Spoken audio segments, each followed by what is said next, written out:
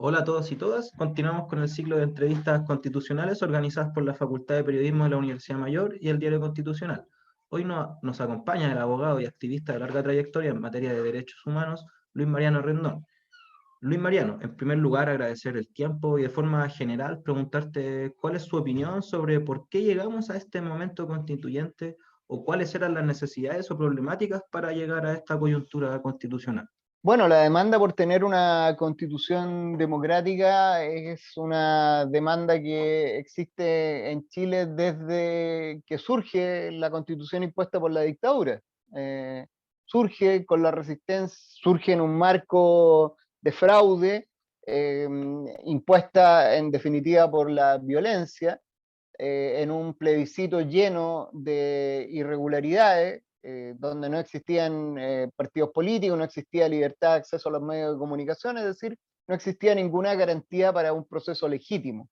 Entonces, es una constitución que nace ilegítima y que fue permanentemente rechazada por una buena parte del pueblo de Chile, sin perjuicio de que algunos sectores políticos en determinado momento se terminaron acostumbrando a ella, les terminó gustando, cuando Ricardo Lagos nos quiso convencer de que en realidad había una nueva constitución, que era, por supuesto, la constitución de Ricardo Lagos, cuando en realidad solamente ahí habían habido reformas a la constitución de Pinochet, pero que el núcleo antidemocrático de la constitución de Pinochet se mantenía incólume. Y ese núcleo antidemocrático tenía que ver básicamente con todo el sistema de quórum calificado que permite que la minoría del Congreso mantenga el blindaje, mantenga un blindaje respecto de las normas impuestas desde la dictadura. Entonces, ese era el núcleo que la esencia, había muchas otras cosas, siguen habiendo muchas otras cosas, pero lo esencial es ese sistema de quórum calificado hecho para defender el texto de la constitución pinochetista, es decir, no se podían cambiar las cosas que ahí estaban si no era con el consenso de la minoría. Y eso ya no aguantaba para más, porque, bueno, el país, Chile, era un país donde quedó muy en evidencia cómo los poderes fácticos dominaban el país, aprovechando esta falta de democracia constitucional. Lo dominaba el poder económico, lo dominaba el poder militar, ¿no es cierto? Estos dos poderes fácticos que se mantienen al margen de lo que digan las normas jurídicas y que operan y van en función de sus intereses en desmedro de los intereses del país.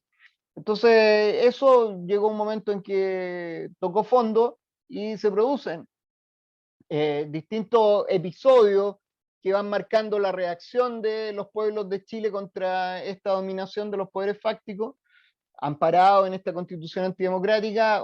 Tenemos un primer estallido el 2006, lo que se conoce como la Revolución Pingüina, un segundo empujón el 2011, donde distintos movimientos sociales protagonizamos una irrupción que ya estaba poniendo el tema constituyente en primer plano, y luego vino el 2019 que terminó de echar abajo esta fortaleza que era la constitución de Pinochet. Y afortunadamente estamos aquí, se logró abrir este proceso constituyente, la clase política entendió que tenía que abrir las compuertas y tenemos la posibilidad de finalmente construir una constitución entre todos y de forma democrática. Bueno, y a propósito de esas demandas y movimientos sociales, estas demandas históricas que está salud, educación, vivienda, ¿qué otro elemento y temas consideran desde su candidatura debieran ser considerados en la elaboración de una constitución moderna de este siglo XXI? Sí. Hay un asunto que para mí es central y lo que ha constituido la motivación fundamental por la cual quise ser candidato para poder levantar precisamente esta idea. Y tiene que ver con la necesaria refundación policial y militar del país. La policía y las actuales Fuerzas Armadas están consagradas en la Constitución vigente. Entonces tenemos un artículo de la Constitución que señala que el monopolio de la fuerza está entregado a las fuerzas encargadas de la defensa nacional, que son el ejército, la fuerza aérea y la armada, y que el orden público, la seguridad interior está entregada a las policías, que son carabineros y la policía de investigación. Entonces, esas instituciones están consagradas constitucionalmente hasta el día de hoy. Y yo creo que este poder fáctico, porque esas instituciones constituyen ese poder fáctico, tiene que ser sometido a la soberanía popular. Y para eso creo yo que se requiere un proceso de refundación policial y militar del país. Y eso significa dejar atrás esas viejas instituciones militares y crear unas nuevas fuerzas de defensa.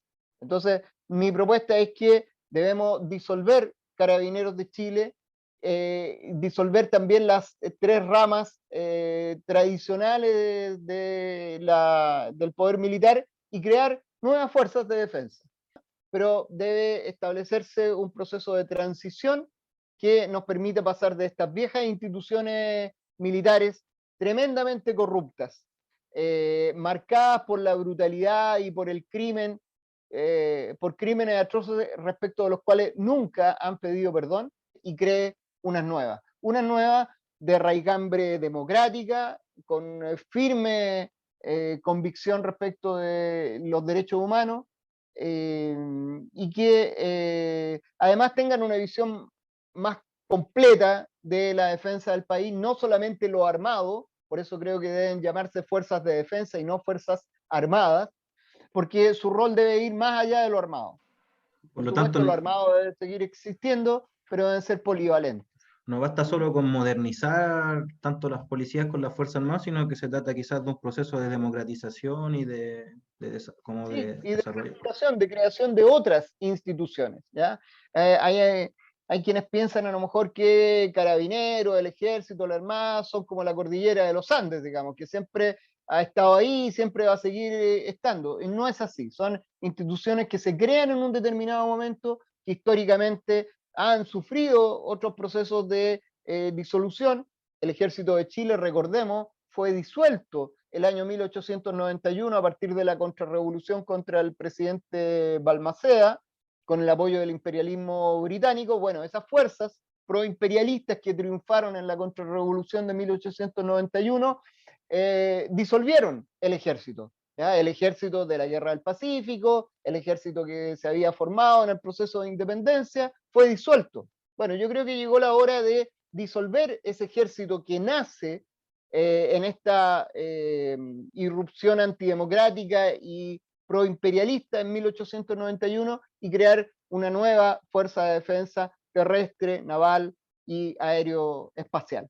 Que además sean, como te decía, polivalentes en el sentido de que tengan en su doctrina, estén entrenadas y tengan el equipamiento adecuado para defender al país en muchos ámbitos, no solamente en lo militar, ¿ya? Y sean aquellas instituciones que estén en la primera línea enfrentando, por ejemplo, desastres naturales como los grandes incendios forestales.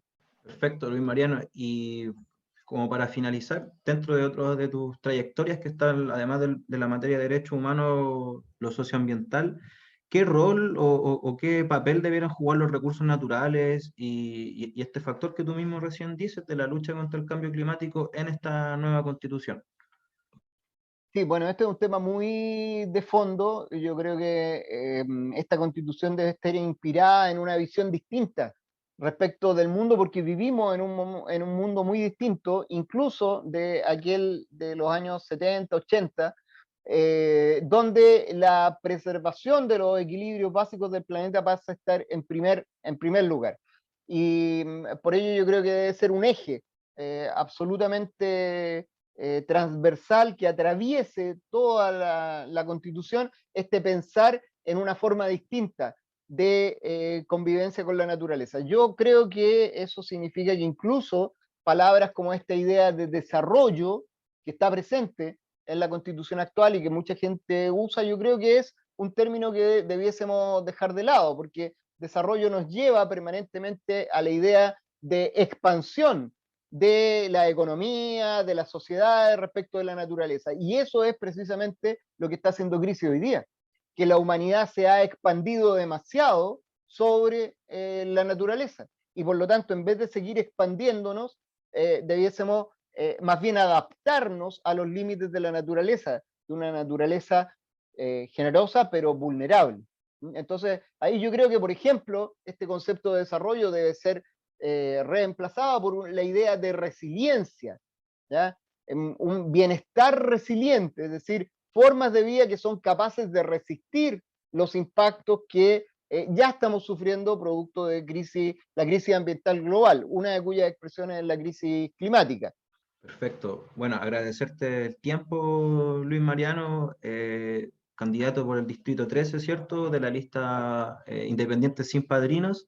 Desearte éxito. No, pues ha sido un gusto. Muchas gracias a ti.